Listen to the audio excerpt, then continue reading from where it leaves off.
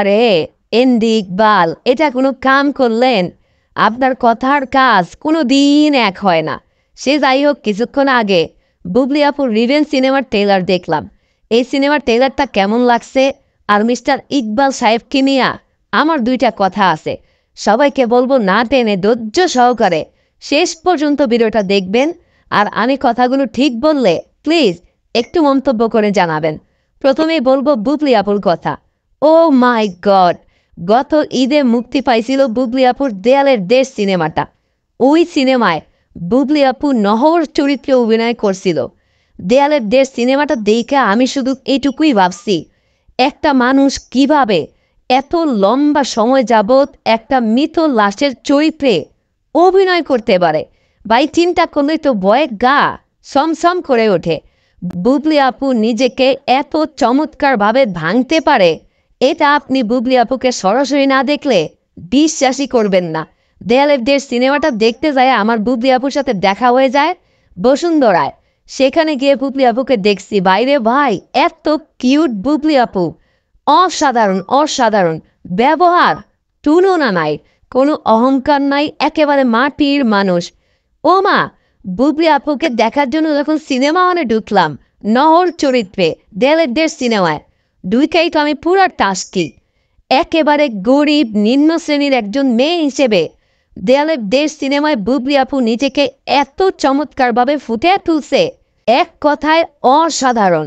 আজকে দেখলাম রিভেঞ্জ সিনেমায় সুমা ক্যারেক্টারে বুবলি আপু একজন নীতিবান পুলিশ অফিসার চরিত্রে আমাদের সামনে হাজির হয়েছেন।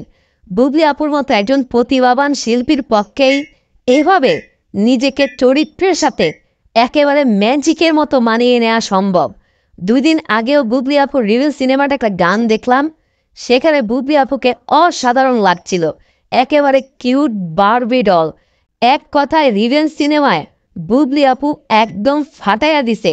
একজন নায়িকা হিসেবে যেরকম শারীরিক গঠন, পাশাপাশি অভিনয় দক্ষতা দরকার, সব কিছু মিলায়া বুবলি আপু যেন একটা কমপ্লিট প্যাকেজ। ভাই, বুবলি আপুর গুণগান গাইলে সারাদিনই গাওয়া যাবে, কারণ তার গুণের শেষ নাই। এবার আসেন এই সিনেমার পরিচালক ইকবাল সাহেবরে নিয়ে দুইটা কথা বলি। উনি কিন্তু সোশ্যাল মিডিয়ায় সবসময় দুইটা বিষয় নিয়ে খুব ভাইরাল থাকে বা আলোচনায় থাকে। প্রথম বিষয়টা হলো, উনি সব সময় সাকিব ভাইয়াকে খোঁচায়, উল্টাপাল্টা কথা বলে।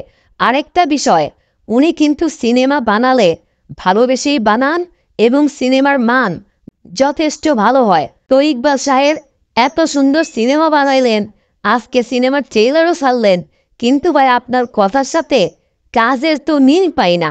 এই সিনেমাটা যখন বানাইতেছেন 2 দিন আগেও বলছেন এই সিনেমায় বুবলি আপু তার জীবনের সেরা অ্যাকশন করবে, একদম উড়াধুরা অ্যাকশন। এরকম অ্যাকশন নাকি এই দেশে আর কোনো অভিনেত্রী কোনো সিনেমায় করে নাই, আরও কত কিছু। কিন্তু ও মা, আজকে ট্রেলার মুক্তি পাওয়ার পর দেখলাম পুরো ট্রেলারে আপনি সিপায় সাপায় সামনে পিছে উপরে নিচে খালি রোশন খালি রোশন। পুরো ট্রেলারটাই যেন ছিল রোশনময়। ট্রেলারের মধ্যে বুবলি আপুর উপস্থিতি খুবই কম ছিল। এটা আমাদেরকে, বিশেষ করে আমরা যারা বুবলি আপুর ভক্ত, বিশ্বাস করেন ইকবাল সাহেব, আমাদেরকে দারুণ হতাশ করছে। তবে আমার কেন যেন মনে হয় উনি তো খুব চালাক প্রকৃতির মানুষ, উনি ট্রেলারে ইচ্ছা করে বুবলি আপুরে কম দেখাইছে, আকর্ষণ রাখছে আর কি। সে যাই হোক, আমাদের ভালো লাগে নাই। পুরো ট্রেলারে আরও বুবলি আপু থাকলে আমাদের কাছে দেখতে ভালো লাগতো, এটা আরও আকর্ষণীয় হতো। ভুলে গেলে চলবে না ইকবাল সাহেব, জনপ্রিয়তার দিক থেকে রোশনের চেয়ে বুবলি আপুর জনপ্রিয়তা অনেক বেশি, এটা আপনারাও স্বীকার করেন। তাই গানটা কিন্তু আপনারা রোশনের পেজে ছাড়েন নাই, ছাড়ছেন বুবলি আপুর পেজে। কারণ বাংলাদেশে বুবলি আপুর এখন একটা বিশাল ফ্যান বেজ আছে, এটা আপনি নিজেও জানেন। জানি না কী কারণে ট্রেলারে আপনি বুবলি আপুকে কম রাখছেন, আমাদের ভালো লাগে নাই তাই বললাম। তবে অলওভার ট্রেলারটা কিন্তু সেই হয়েছে। এবারে ঈদ কিন্তু বুবলি আপু পুরোই পান্ডা নেবে তুফানের সাথে। তুফানের মতো হবে না, কিন্তু তুফানের পরের পজিশনেই থাকবে রিভেঞ্জ। কার রিভেঞ্জ? বুবলি আপুর রিভেঞ্জ। বুবলি আপুকে ট্রেলার আরেকটু থাকলে ভালো লাগতো। এই কথার সাথে যদি আপনারা একমত হন, ভিডিওটি শেয়ার করে দিবেন। আর যাচ্ছি, আসসালামু আলাইকুম, আল্লাহ হাফেজ।